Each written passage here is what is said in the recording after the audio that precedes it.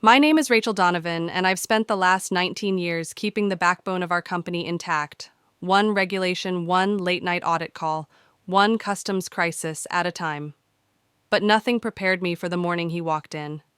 We are not funding European vacations anymore. That was his first sentence, loud, smug, and sharp enough to slice through the oxygen in the room. He didn't even look at me when he said it, just stood there, freshly pressed suit, PowerPoint glowing behind him, grinning like he'd just saved the company from bankruptcy. The entire conference room fell silent, the kind of silence that doesn't just land, it slaps. Keys stopped clacking, coffee cups hovered midair, and all eyes slowly shifted to me, because we all knew what that line was aimed at. He was new. 2 weeks in, Director Mitchell Blake, straight out of some MBA factory, still shiny with confidence and buzzwords. He didn't know the Berlin licensing trip wasn't a vacation. He didn't know it was the legal cornerstone that kept our U.S. operations tied to European compliance. But he didn't need facts. He had a vision. I could have defended myself. I could have told him about the endless policy revisions, the regulators I'd built trust with over 2 decades, or the time I personally flew to Dusseldorf to save a deal worth $12 million. I could have even told him that the vacation he was mocking involved 3 days of meetings in fluorescent-lit offices with people who don't smile until page 14 of the audit report. But I didn't. I said one word. Okay. I didn't say it because I agreed. I said it because I knew exactly what was coming next. You see, in compliance, silence isn't surrender, it's strategy. I watched him nod, self-satisfied, oblivious to the iceberg he was steering us into. Then I closed my laptop, stood up, and walked out before the applause could start. Because of course there would be applause. They always applaud the man who promises to cut costs until the cost cuts back. If you've ever been in a room where your work, your legacy, your quiet sacrifices were dismissed with one condescending sentence, if you've ever had to smile while someone else took a wrecking ball to what you built, then you already know how this feels. If you've been there just once, leave a like and come with me. This story isn't about revenge. It's about letting someone drown in the sea they drained themselves. The thing about people like Blake, they don't see storms. They only see savings. And me, I'd already started counting down to the day the clouds would burst. I wasn't always this silent. There was a time I used to speak up in meetings, raise my hand, walk new hires through our entire compliance chain, from intake to audit, with pride. I used to believe that if you were competent, truly relentlessly competent, someone would see it. Someone would value it. But that was before the world started rewarding noise over nuanced style over structure. I joined Hillcroft Logistics back when we still used fax machines.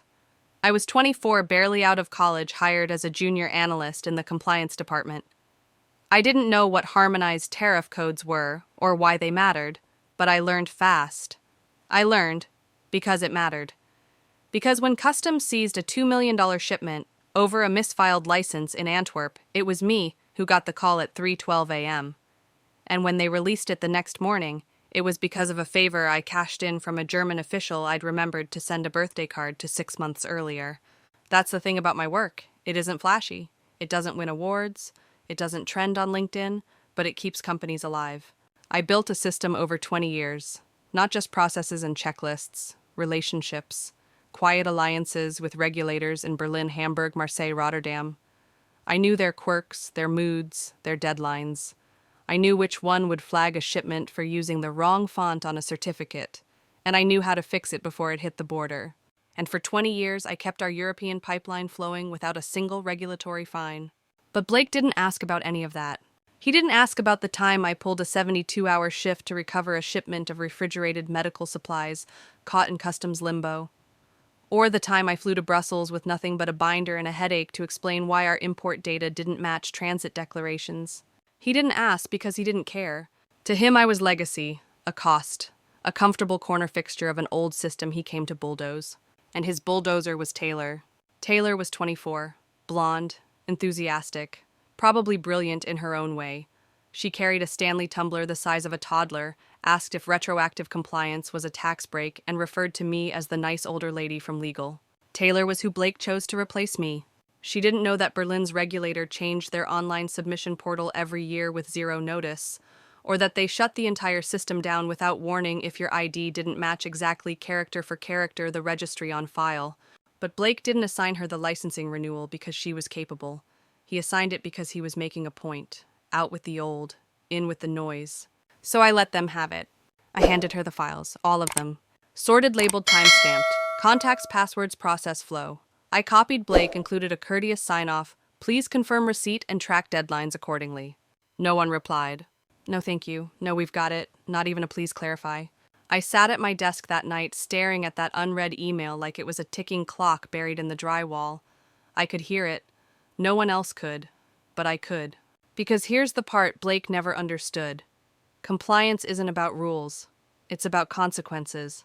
And consequences don't come with a warning. They come quietly, slowly, and then all at once. I had spent 20 years laying the bricks that held our overseas operations together. Blake, in just 2 weeks, had kicked out the cornerstones. But I wasn't going to fight him. Not yet. I'd already fought too many fires for people who never even saw the smoke. And this time I was going to let it burn. The next morning I arrived early. I always did. Long before the glass doors buzzed open for the rest of the office, before the espresso machine had time to overheat, or the Slack notifications started stacking up like Jenga blocks. That morning, the building was quiet, eerily so. The kind of quiet where you can hear your own heartbeat echo in your coffee cup. I sat at my desk, turned on my monitor, and stared at the subject line of the email I'd sent the night before. Subject urgent, EU license renewal documents enclosed. Still unread, still unacknowledged, still glowing like a silent warning beacon in the darkness. I clicked open the sent folder, reread every line. It was all there. The list of contacts in Berlin, the password-protected files, the checklist of regulatory forms, a 10-year timeline of submissions and renewals. A little note that said, "Feel free to reach out if anything's unclear." And of course I had copied Blake, not just to cover myself, but because I knew deep down I wasn't going to be allowed to intervene later. That email wasn't just a handoff, it was a timestamp, a breadcrumb in the story that hadn't been written yet. I leaned back, stared up at the ceiling, and let out a breath I didn't know I'd been holding. And then I moved on. Or at least I pretended to. Blake had his culture shift in full swing by then. Mandatory team huddles, agility drills, words like streamline, synergy, and disruption were flying around like glitter at a birthday party you didn't want to attend. Everyone was smiling too wide, laughing too loud, pretending they weren't drowning in confusion. And Taylor. She was busy rearranging the compliance shared drive using pastel color codes and inspirational folder names like Let's Do This and Vision 2025. Meanwhile, I put a red sticky note on my monitor with the words Berlin License Renewal, June 17th. Purely decorative, of course. I wasn't allowed to touch it anymore. That was the point, wasn't it? To make sure I didn't step in. To ensure the new team had ownership. That word got thrown around a lot lately. Like accountability was a gift you gave to someone else, whether they were ready or not. So I watched. When Taylor skipped our weekly status check-ins, I watched. When Blake made offhand jokes in meetings about people who cling to processes like old furniture, I watched. When no one updated the renewal tracker for 2 weeks straight, I watched. And every time I watched, I documented. Not out of spite, out of instinct. Like brushing your teeth or locking your door at night. Old habits die hard. That week, something shifted in the office. People started to notice. A whisper here, a side glance there. In the break room, someone leaned in and asked, "Hey, why didn't you go to Berlin this year?" "Oh," I said with a polite shrug, stirring my tea. "New management style. We're cutting fat now, remember?" He chuckled nervously, unsure whether it was safe to laugh. It wasn't, but I smiled anyway. At my desk, I watched the deadline draw closer. Taylor hadn't asked a single question. Blake hadn't followed up. And no one, absolutely no one, was tracking the EU license status. I should have been furious. But what I felt was something else. Something colder. A kind of quiet resignation. Like standing in a room and realizing no one is coming to save the thing you spent half your life building. So I opened a new folder on my desktop and named it something harmless: lunch survey results. Inside, I started storing everything. Copies of submissions, historical filings, the email trail, snapshots of portal dashboards, even the color-coded Excel sheet Taylor had abandoned mid-update. I didn't know what I'd do with it yet. I just knew I needed it.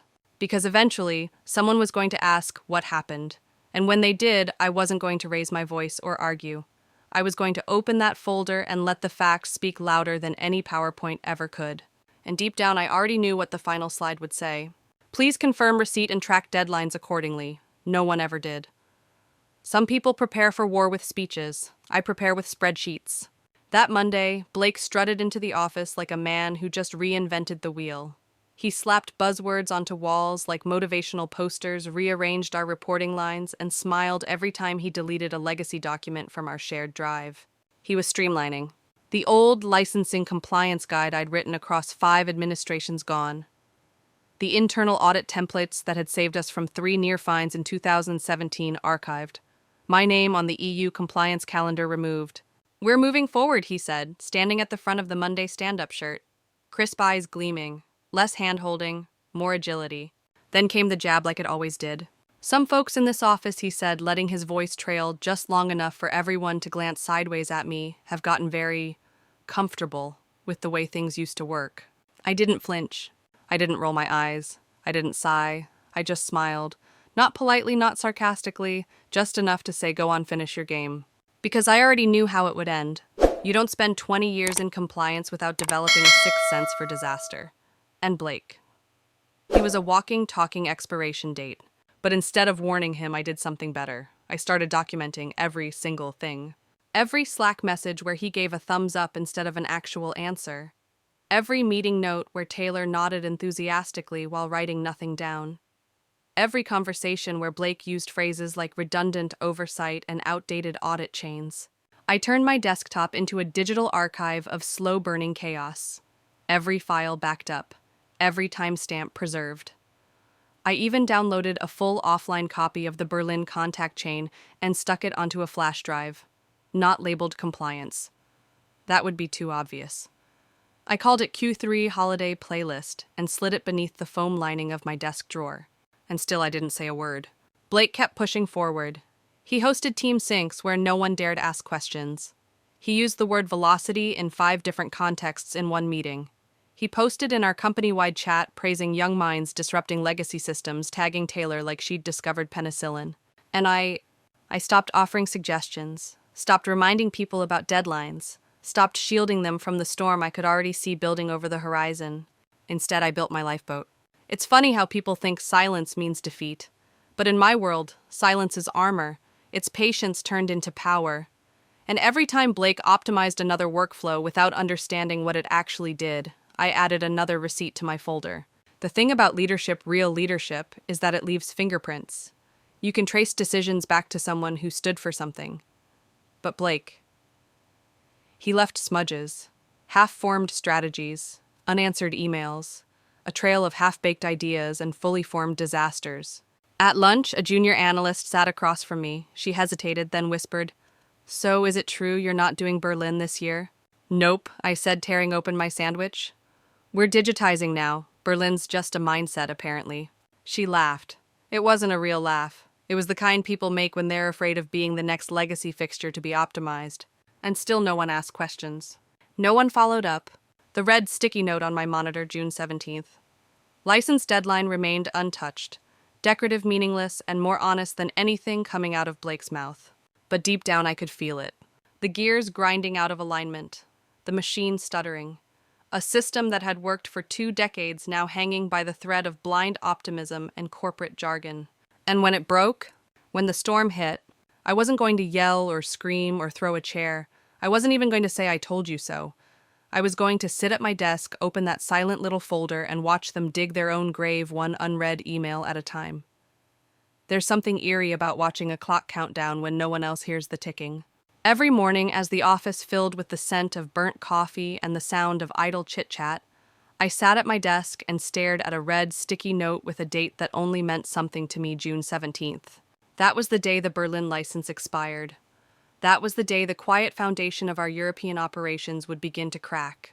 And every day that passed without Taylor asking a single question, without Blake checking in, without anyone even uttering the words, "compliance renewal," the ticking got louder. But I said nothing. Delegation, remember. That was the buzzword Blake had paraded around like a victory flag the week he stripped my access and announced that Taylor's team would be owning the compliance lifecycle going forward. His words, not mine. So I did what I was supposed to do. I let go. I stopped accessing the portal, stopped following up with the regulators I had once spoken to weekly, stopped replying when former colleagues asked, "Hey, are you sure someone's handling the Berlin license this year?" I just smile and say, "It's all been delegated. We're streamlining, remember?" But behind that calm exterior, I was moving. Silently. Purposefully. I created a new offline archive. Not just the standard licensing forms, but everything. Old correspondence with Berlin authorities, past renewal timelines and submission receipts, internal policy memos signed by Blake, email threads where I handed off the work to Taylor, screenshots of the shared calendar before they deleted my access. Each file meticulously labeled encrypted, duplicated across two separate flash drives. One marked Company Archive, the other Personal Insurance. Because I knew exactly what would happen if that license lapsed. You don't do this work for 20 years and not learn how fragile the system really is. One missed renewal, and Germany would shut down our certification. No license meant no legal operations across Europe. That included shipping customs clearance, software access, even invoicing. Every client account, every warehouse scan, every logistics route, all of it tied to that one piece of bureaucratic paper. And I wasn't allowed to touch it anymore. Taylor, bless her Instagram-filtered heart, was somewhere between planning the office summer party and reorganizing her Pinterest board for her upcoming yoga retreat. Blake was too busy giving TED Talk-style updates on breaking down silos and embracing digital transformation. I sat in the corner of the open floor plan, the forgotten one, the legacy worker slowly preparing for the moment. Everything would collapse. And I'll be honest, part of me grieved. Not because I lost the responsibility, but because I knew I had once believed this place deserved my loyalty. I had once believed that being excellent at your job was enough. That quiet consistency, reliability, professionalism, those things mattered. But in the world Blake was building, what mattered was visibility, optics, applause. The people who shouted the loudest were seen as leaders, and the ones who held everything together behind the scenes. We were called the fat, the dead weight, the overbuilt process. And so I sat, with my tea, with my archive, with my sticky note, watching the countdown quietly hit 7 days, then 5, then 4. The team kept moving forward like nothing was wrong. Taylor posted a story from a rooftop bar. Blake handed out digital badges to interns who suggested fresh ways to modernize workflows. And still no one mentioned the license. No one remembered the storm coming straight for us. But I did. And if you've ever had to sit still while someone else ignored the danger you've been quietly managing for years, if you've ever swallowed the urge to scream just to see what would happen when the silence finally cracked, then you'll understand why I didn't stop them. Because sometimes the hardest thing isn't pulling the alarm, it's knowing that you already did, and they chose not to hear it. If you've ever watched your warnings go ignored, if you've ever counted down the days to impact while the people above you smiled like nothing was coming, leave a comment. Let someone else know they're not the only one who saw the wreckage before it hit. The Berlin trip officially disappeared from the budget slides by the end of that week. There it was, buried neatly between a color-coded bar graph and a bullet point titled Projected Operational Savings, Q2. Just below a line about slashing vendor fees, Blake had proudly listed eliminated legacy travel expenses, Berlin compliance visit, $8,750 saved. $8,750. That's what my 2 decades of compliance work had been reduced to, a line item on a spreadsheet some intern probably formatted to match Blake's designer tie. I stared at the slide from the third row of the all-hands meeting, silently folding my arms as Blake clicked through with the air of a man unveiling the cure for cancer. Our shift to digital verification, he declared, voice booming with conviction, is already creating measurable impact. There's no longer any need to fly across the Atlantic just to shake hands and stamp papers. We're modernizing, cutting fluff. He didn't say my name, he didn't have to. His eyes landed on me like they always did when he tossed out lines about deadweight compliance and legacy inefficiencies. That half smile curled at the corners of his mouth like he was proud of himself for being so subtle while still making sure everyone knew exactly who the fluff was.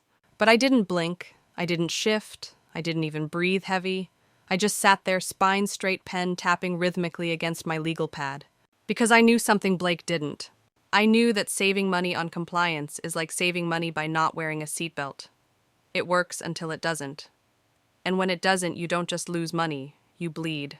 That week, congratulatory emails started flooding my inbox.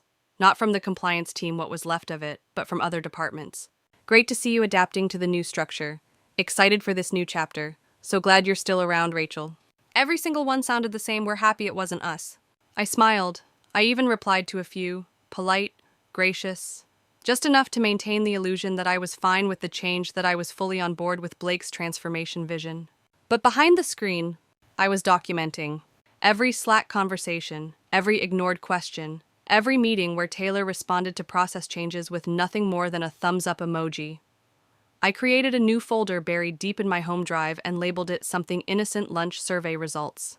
Inside, a full archive of the Berlin transition, Blake's memo announcing delegation, my original handoff email with all files attached, the calendar event for the Berlin renewal deadline Blake deleted, a PDF version of the government guidelines Taylor never even opened, and still no one followed up. The deadline loomed just days away, like a storm cloud visible to only one person in the room. And I wasn't going to lift a single finger. Not anymore. Because I'd done my part. I'd handed off the work by the book in writing with receipts. And now it was theirs to manage or to break. If you've ever felt that shift, the exact moment when your job stops being about doing the work and starts being about proving you already did it, you'll know what I mean when I say the silence becomes sacred. I stopped speaking in meetings, stopped reminding anyone of deadlines, stopped shielding the company from its own short-term brilliance. Instead, I smiled, took notes I never planned to share, and waited. Because people like Blake always make one fatal mistake. They assume the systems were bloated. They assume the quiet workers were disposable. They assume that what looks simple was easy to build. And when it all starts to fall apart, they never know which wire they cut. So I sat quietly in that all-hands meeting, watching Blake bask in applause for saving $8,000, completely unaware that within days he'd be paying the price of that fluff in 6 figures with interest. And when the moment finally came, I wouldn't need to say a word. If you've ever watched someone celebrate a shortcut that you knew would lead to disaster, share that moment in the comments. Someone out there is still pretending their house is fireproof while the smoke's already in the walls. By now, my silence wasn't just a strategy. It had become a ritual. Every day I came in, brewed my tea, and opened the folder no one knew existed. The one I'd labeled innocuously as lunch survey results. In it lived a complete timeline of what was about to unfold, like a blueprint for disaster that no one bothered to read. While Taylor was busy planning an office birthday party for someone in marketing, I was downloading backup files. Every legal memo from the EU regulators, every update to the compliance submission portal, historical audit logs, screen captures of submission deadlines, even the old Excel color-coded tracker only I could read. I transferred everything to a flash drive I kept taped beneath my desk drawer, right next to a post-it note that read, "When it explodes." And I wasn't joking. Blake, meanwhile, was thriving. He walked the halls like a man who had just discovered pivot tables. The framed process flowcharts that once decorated our department had been replaced by corporate slogans like, "Don't cling to legacy, be the disruption." He gave speeches now. Loud, grandstanding things about velocity and efficiency and decentralized responsibility. He threw around terms like risk-mitigated innovation and flattening the hierarchy, but he never once mentioned the license. Taylor stopped checking in altogether. The Berlin deadline had become invisible. So invisible, in fact, that I once overheard someone say, "Wait, didn't Rachel used to go to Germany around this time every year?" No one answered. That week, I added one final update to my private archive, a countdown. Just a simple text file labeled "Days Remaining" with the number 10 in bold. I didn't do it to be dramatic. I did it because it helped me breathe. 10 days left before the license expired. 10 days before Germany shut off our operations with the kind of precision only German regulators could deliver. And no one, not Blake, not Taylor, not anyone had taken a single step to prevent it. I'll admit I felt a quiet kind of grief settle in that week. Not panic, not anger, but grief. The mourning of something I once believed in. The belief that if you did your job well, if you were thorough and loyal and quietly excellent, it would protect you. But it didn't. Not from men like Blake. Not from systems that rewarded optics over outcomes. So I leaned further into the background. I stopped raising my hand in meetings, smiled when people made jokes at my expense, took careful notes while Blake tossed around ideas about automating our audit responses and replacing compliance check-ins with AI-generated reports. I nodded like it all made sense even when it didn't, especially when it didn't. Behind the scenes, the machine was already groaning. You could feel it if you knew where to look. Missed vendor confirmations, unanswered inquiries from customs brokers, a budget line item mysteriously left blank in the shared Q3 spreadsheet. little cracks, hairline fractures, and I didn't seal them. I let them grow because I wasn't in charge anymore. I had been cut out, delegated, and according to Blake, streamlined. So I leaned back and waited, like watching the last few drops of water vibrate on a stovetop just before they vanish into steam. I knew what came next. Everyone always thinks the explosion is loud, but the scariest moment isn't when the system fails, it's when it's already failing and no one notices. That's where we were now. 10 days out, no submission, no action, no urgency, and I was the only one who could hear the sirens, distant and steady, getting louder every hour. But I didn't sound the alarm, because the file was already sent. The warning had already been given, and the system that held us together was already on life support. All I had to do was keep the lights on in my corner of the office and wait for the blackout. The silence cracked on a Thursday morning, not with a bang but with a Slack notification. Berlin. Anyone else locked out of the license portal, getting a suspended message, can't finalize customs docs for Q3 shipment. I read it twice slowly, as if the words might rearrange themselves into something less inevitable. I didn't respond. I didn't even flinch. Instead, I took a slow sip of the tea I'd made minutes earlier. It had already gone lukewarm, but I didn't mind. There was something comforting about the ritual, holding something warm as the rest of the building started to realize what I had known for weeks. A second message came in, this time less polite. Berlin tried multiple networks and browsers. It's not a tech issue. Our license ID is being rejected. Portal says our account is inactive. Then another. Berlin, 2 shipments are now flagged by customs. 1 is perishable. Still no one tagged me. Taylor, last anyone checked, was off-grid at a yoga retreat in Costa Rica.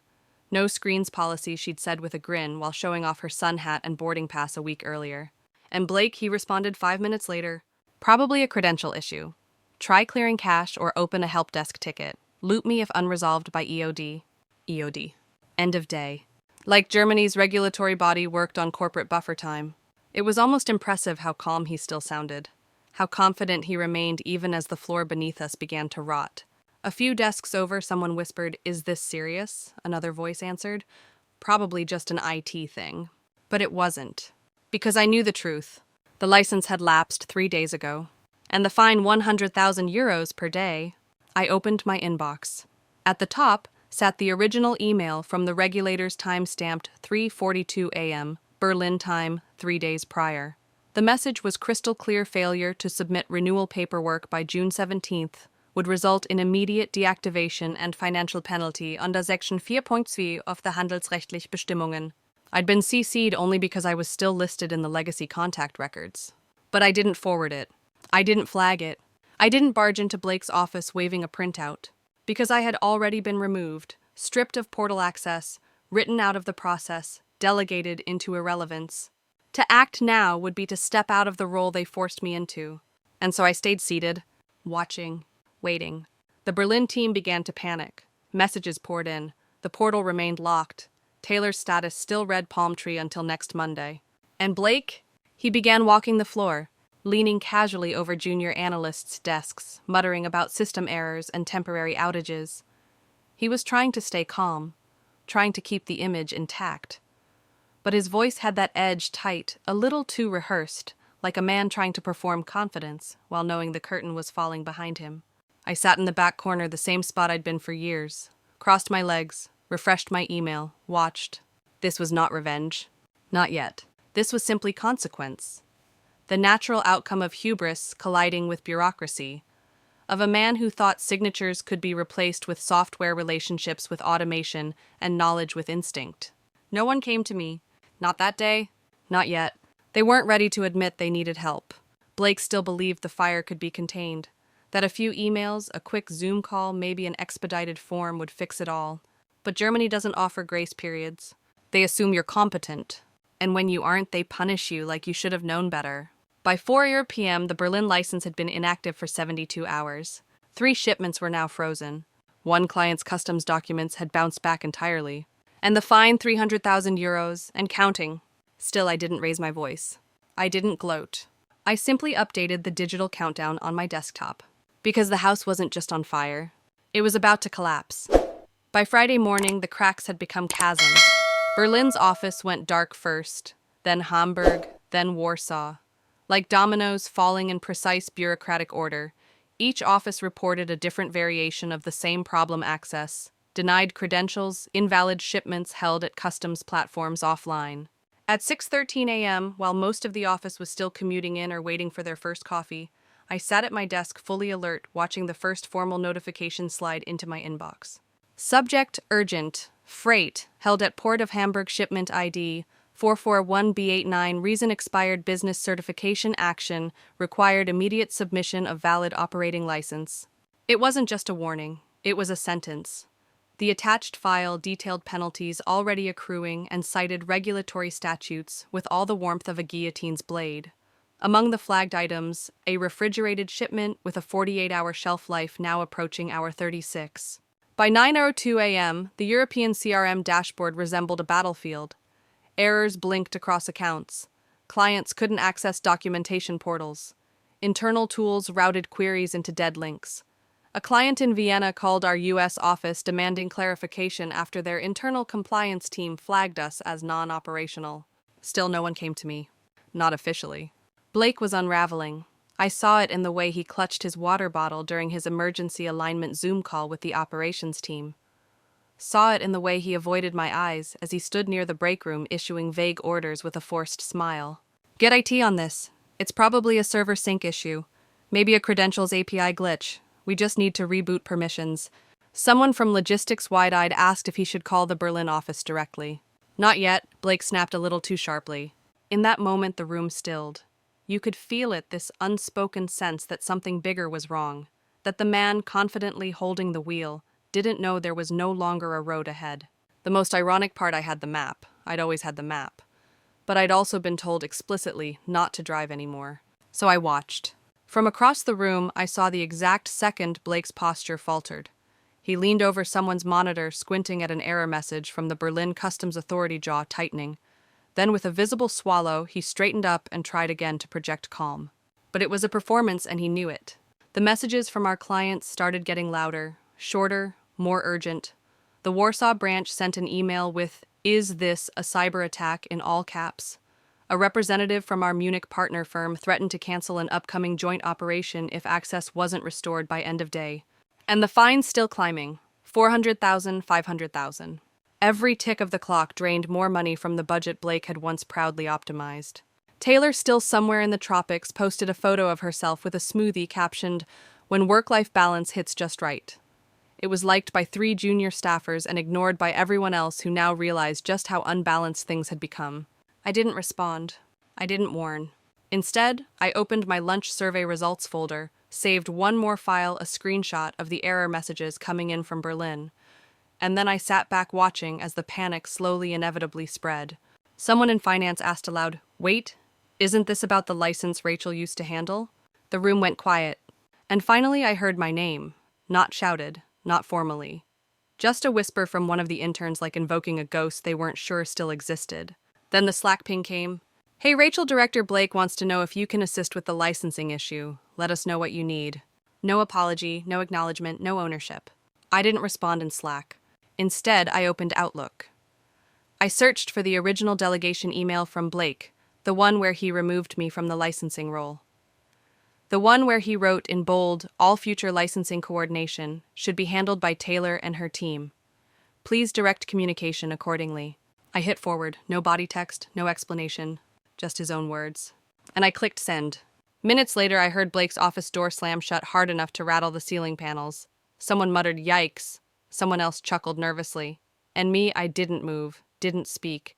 Just sat still, hands folded, as the fallout finally touched ground. The Berlin office wasn't offline because of a glitch. It was offline because someone had assumed the system would hold itself up. And now it was collapsing exactly the way I knew it would. The real storm didn't begin with a shipment delay or a Slack message, it began with the phone call from Munich. I wasn't on the call, at least not officially. I'd been looped in silently, a courtesy from one of the old account managers who hadn't forgotten how things used to run. The voice on the line belonged to the CFO of our largest European client, and he wasn't yelling. That was worse. He was calm, controlled, the kind of tone that corporate lawyers use before they start redlining contracts. "Our procurement team has been locked out of your portal for over 12 hours, he said. "Our quarterly purchasing cycle has been frozen mid-transaction. This is a material disruption. Unless we receive written assurance by end of day, we will begin review of all active agreements. You could hear the panic in our sales VP's voice as he tried to respond. He stammered something about server resets and internal miscommunications. He was sweating, I could tell from the way his voice cracked when he promised someone would escalate and resolve this ASAP. No one said my name, but I stayed muted and took notes, recording every sentence like a stenographer in a courtroom. Later that afternoon, I walked down 2 flights to the basement. It had always been cooler there, quiet, dusty, mostly forgotten. I opened a storage cabinet and pulled out a manila folder I'd stashed away months earlier. Inside was everything. The full paper trail, every delegation memo, every policy transition, every audit log. All bound, tabbed, indexed by date, cross-referenced with the portal deadlines, and signed by the man now pretending none of it existed. I didn't bring the folder upstairs. I didn't email anyone. I just returned to my desk and placed it flat front and center. A totem. A reminder. Not because I needed it to prove anything, but because the time for proving was nearly over. This wasn't about anger anymore. It wasn't personal. Not now. This was process. This was system. And systems, when neglected, don't make noise. They don't send warnings. They don't argue or plead or shout. They just fail with precision and permanence. The next day, the boardroom was already humming before I entered. There was a current in the air, a heaviness you could feel in your bones. Executives murmured in clipped phrases. No one made eye contact. The CEO stood at the head of the table, jaw set, eyes distant. He held a sealed envelope. This, he said, laying the letter flat, was delivered to my home this morning. No one breathed. It is a formal notice from the Bundesamt für Wirtschaft, he continued. Our European operating license lapsed 21 days ago. The daily penalty is 100,000 euros. Retroactive, non-negotiable. Someone slid a spreadsheet across the table. I could see the number from where I sat. It's $1 million. The CEO didn't need to raise his voice. The paper spoke for itself. He scanned the room, hunting for the first twitch of guilt. Who was responsible for this renewal? He didn't ask it softly. He didn't ask it with confusion. It was a demand. Blake, sitting 2 seats to my left, adjusted his collar like it had shrunk in the last minute. Well, the process had been restructured, he stammered. We delegated. To whom the CEO snapped. Blake's throat bobbed. To Taylor's team. It was in Q1, documented. I didn't speak. I didn't need to. Instead, I reached forward, opened my laptop, and slowly turned the screen to face the room. On the display was the timeline. March 3rd, Blake's email delegating all licensing duties to Taylor. March 4th, my handoff email with full documentation. May 28th, the regulatory warning email CC'd to me. June 17th, deadline missed. June 20th, portal deactivated. June 23rd, client access blocked. June 24th, CEO receives notice of penalty. Each entry backed by files, receipts, timestamps, digital signatures. I didn't have to say I told you so. The silence did it for me. It landed heavy, final, unavoidable. Across the table, the general counsel leaned in and whispered something to the CEO. He nodded. Leave your badge with reception, the CEO said. Effective immediately. No shouting, no meltdown, just consequence. Blake didn't move right away. He stared at the screen like it might somehow rewrite itself. But nothing changed. Because some failures aren't recoverable. Some doors once shut don't reopen. And some mistakes, well, they carry a price no optimization can cover. The meeting ended with a weight that lingered in the walls. No one spoke. No one moved. The only sound was the soft click of laptops closing and a muted shuffle of dress shoes on polished floor. Blake didn't say a word as he stood. He didn't look at anyone. His face was pale shock without tears. He gathered his things in slow-motion hands, trembling as he picked up the cardboard box someone from HR had already placed beside his chair. Inside it, I noticed a few framed photos, a pen holder shaped like a rocket, and that mug he always carried, innovate or evaporate. It looked almost tragic, wrapped in bubble wrap. As he exited, heads turned away. Interns stared into their phones. Managers found something very urgent to discuss with the air conditioning vent. No one said goodbye. Not even Taylor. She hadn't come back from Costa Rica yet, but her silence was louder than any defense she could have offered. And me, I didn't smile. I didn't gloat. I just closed my laptop, returned the timeline to my folder, and quietly left the boardroom behind me. My heels echoed in the hallway as I passed his office already half empty, the desk bare, a ghost in a glass cage. Back at my desk, I expected the usual quiet, but instead I was met with a knock on the cubicle partition. It was Emma, the CEO's assistant. Her voice was soft, careful, like someone delivering a eulogy wrapped in an invitation. "He'd like to see you privately." I nodded, rose, and followed her down the corridor I had once walked daily with purpose. Now I walked with detachment. Every step felt like it belonged to someone else's body. Inside the corner office, the blinds were half closed. The sun sliced across the desk like a scalpel. The CEO sat behind it, sleeves rolled up, tie loosened. He didn't gesture for me to sit, but I did anyway. No words were exchanged for the first few seconds. Finally, he exhaled. "I can't undo what happened," he said, voice heavier than usual. "But we can recover, with your help." He slid a folder across the desk. Inside was everything I'd once hoped for.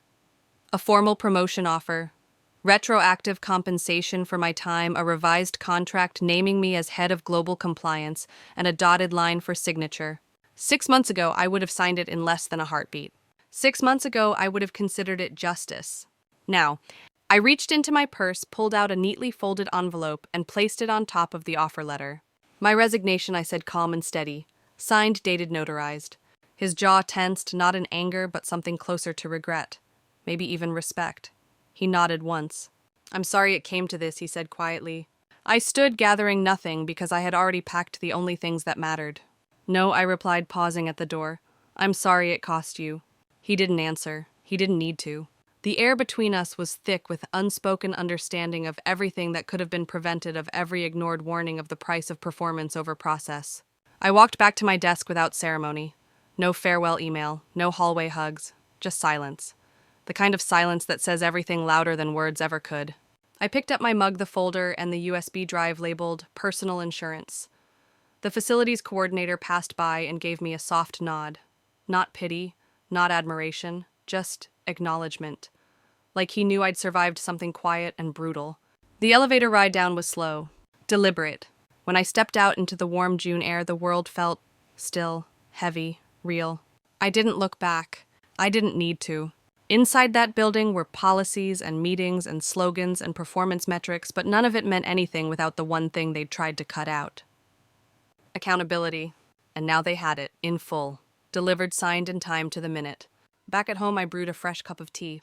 Not because I needed comfort, but because I had just watched a house fall brick by brick from the foundation they'd forgotten to respect. I hadn't burned it. I'd just stepped aside and let gravity do what it does best. It wasn't until I reached the airport that I finally let the silence settle into me completely. Not the professional silence I had carried for months, no, that had become second nature. I'm talking about the kind of silence that follows finality, the kind that arrives not with fear, but with release. The moment when you step out of a story not because someone wrote you out, but because you chose to stop turning the pages. I didn't wait in line at the self-check-in kiosk. I didn't fumble through my emails for a coach class ticket or fidget with an overstuffed bag. I walked straight to the counter, handed over my ID, and booked the next flight to Berlin. First class. Window seat? No laptop, no portal access, no license binders in my carry-on. Just me and the peace I had earned mile by mile. On the plane, I declined the menu and accepted the champagne. The bubbles rose like tiny echoes of every apology I never received. I didn't drink to celebrate. I drank to mourn. Not for the job, not for the salary, not even for the role. I mourned the belief that doing everything right would somehow be enough. Because it never was. Not in a place where decisions were made by optics, where loyalty was measured in silence, and where the only thing that mattered was how loudly you sold your vision regardless of whether it worked. At 30,000 feet, the clouds below me looked like marble. Still. Silent. I watched them drift and thought of all the little moments that had led here. The first time Blake interrupted me in a meeting to clarify something I had already explained. The day Taylor asked if she needed to click something to renew the license. The week the compliance calendar disappeared from the shared drive and no one said a word. And then I thought about my folder. My archive? The record I had built out of quiet discipline and quiet defiance. Somewhere in a boardroom back in the States, someone was opening it right now. Someone was reading those memos, tracing the digital trail, realizing that while they laughed at my old school systems, those same systems had been the only thing holding the entire operation together. I didn't need to watch it unfold. I didn't want to. I had left them everything they needed, every document, every email, every deadline they'd missed. And still, I knew they would try to spin it. Maybe they'd blame Taylor for being inexperienced. Maybe they'd quietly pay the fines and pretend the oversight was unavoidable. Maybe another executive would step in and promise sweeping changes and a new vision. But it didn't matter anymore, because I wasn't coming back. As the plane began its descent into Berlin, I glanced down at the streets below. They looked familiar but different, like coming home to a city you only ever saw through office windows and hotel lobbies. This time there were no conference calls waiting, no government forms tucked in my bag, no customs officers expecting my signature. There was just a city, and me. I stepped off the plane into the cool evening air, exhaled slowly, and let it wash over me. Not as the director of compliance.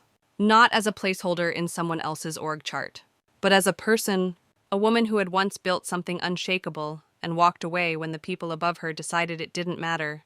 At the hotel I checked in under my full name, not for secrecy, for certainty. Rachel Donovan. Not Rachel from compliance. Not that lady who used to handle Europe. Just Rachel. I didn't unpack right away. I didn't open my email.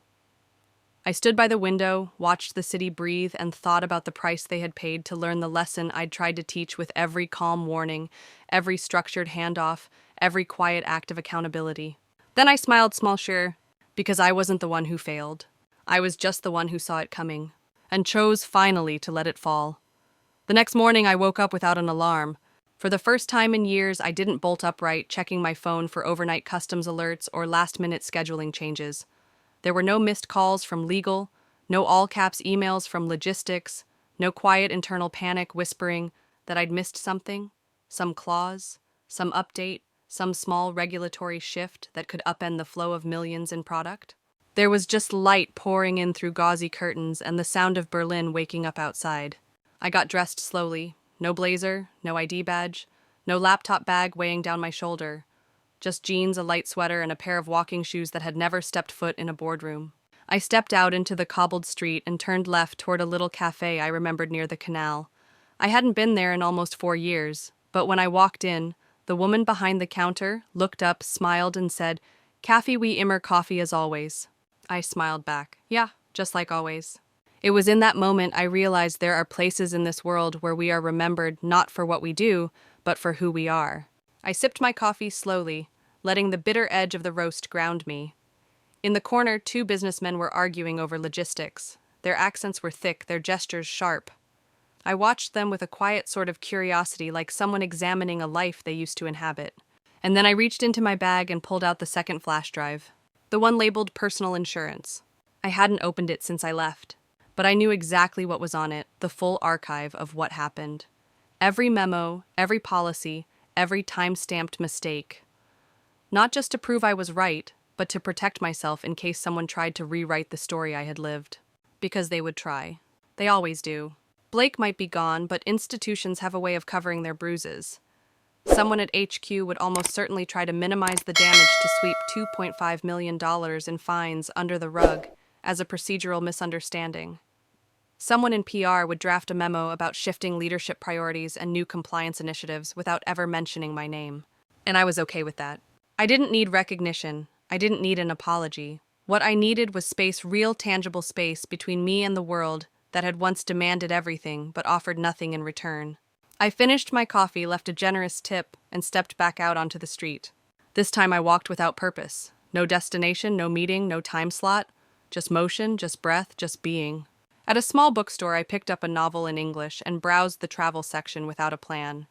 No agenda, no checklist. Just a woman in a foreign city remembering what it was like to move without carrying the weight of a whole company's blind spots on her shoulders. Later that afternoon, I sat by the river with a second cup of coffee and opened my phone not to check my inbox, but to check the news. There it was, buried in the third section of the business column: U.S. logistics firm faces multi-million euro fine after EU licensing oversight. The article didn't name names, but I recognized the phrases: process failure, delegation miscommunication, internal review pending. I laughed, not out loud, not cruelly, just softly to myself, because I knew the truth. And the truth didn't need headlines. It didn't need vengeance. It just needed to be remembered. They had called it optimization, streamlining, efficiency, but what they really did was remove the one person who knew how to hold the whole thing together. And then they watched it fall. Now I was half a world away, quiet, free, whole. There would be no return flight, No surprise rehire, no corporate redemption arc. Just me, a new chapter, and the silence I'd earned. That evening, I found myself wandering into a quiet courtyard lined with ivy-covered buildings and windows that glowed with the soft yellow of dinner being prepared. It smelled like rosemary and rain. A summer storm had passed while I was in the bookstore, and the cobblestones still held the memory of it, dark, glistening, reflective. I walked without a map. I let instinct guide me. It led me to a small wine bar tucked into the corner of the block, the kind of place you'd miss if you weren't looking. Inside, the air was warm, filled with low laughter, clinking glasses, and the soft buzz of conversation that didn't require translation. A man behind the counter looked up and gestured toward the empty seat by the window. "You look like you need this," he said, sliding a glass of something deep and red toward me. I took it with a grateful nod and leaned into the quiet. In the reflection of the window, I could still see the woman I used to be, always watching, always calculating.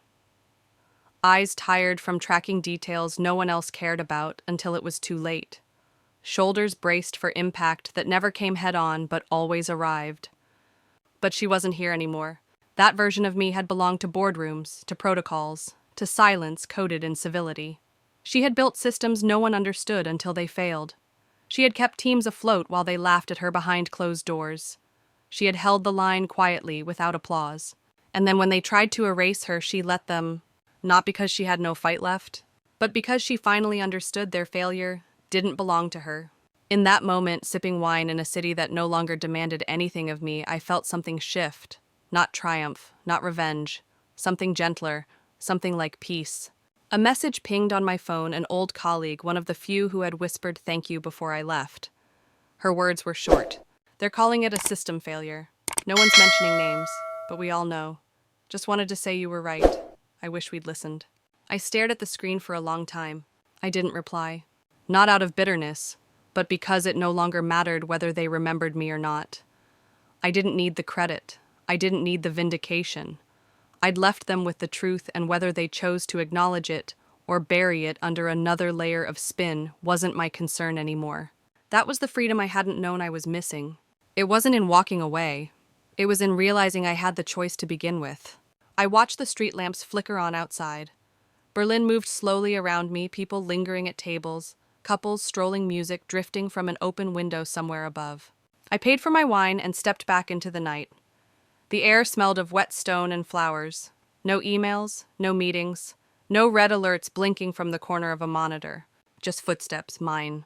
Back at the hotel, I sat on the edge of the bed, opened my suitcase, and pulled out the last object I had taken from the office, a thin envelope sealed and unmarked. Inside was a single sheet of paper. My resignation letter, handwritten, dated the day Blake reassigned the license responsibility before anyone knew what would come. I hadn't left it behind out of forgetfulness. I'd kept it as a reminder of the day I reclaimed something I hadn't realized I'd surrendered my agency. Now holding it in my hands, I tore it gently down the middle, then again and again until it was nothing but pieces. It was done. Not the company, not the fallout, not even the story, but my part in it. And for the first time in years, I slept without setting an alarm, without checking my email, without wondering if a missed form or a misread clause would bring everything crashing down. Because the crash had already happened. And I had already walked away.